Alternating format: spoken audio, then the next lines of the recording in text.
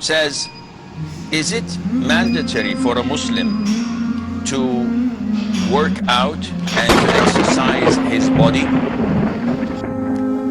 The word exercise itself, as we know it today, hitting the gym or going for jogging or doing your cardio or any similar activities, these were not present at the time of the Prophet ﷺ. Nevertheless, the Prophet ﷺ used to encourage his companions to race on horses, to wrestle, and he would test them himself ﷺ before going to an expedition or to battle, and would allow some to go and would prevent others from going, as in the story of Rafi' ibn Khadij.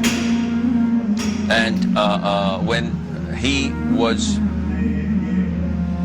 proposing or wanting to enlist to go to the battle of Uhud, and the Prophet prevented him ﷺ because of his age, his people told the Prophet ﷺ that he was a good archer, so he allowed him in.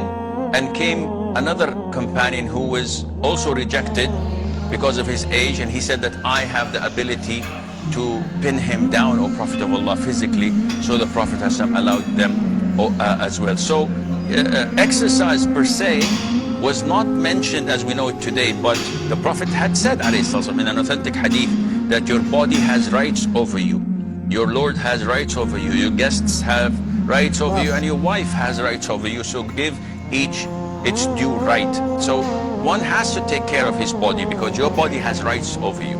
And without any doubt, a person that exercises and maintain a good diet would be able to worship Allah better in quality and longer in duration as well, but not to go to the extreme as people do nowadays when they take these steroids and hormones, or they spend excessive time just to look good in the gym without any purpose, without any intention. This is not something one should be indulged in.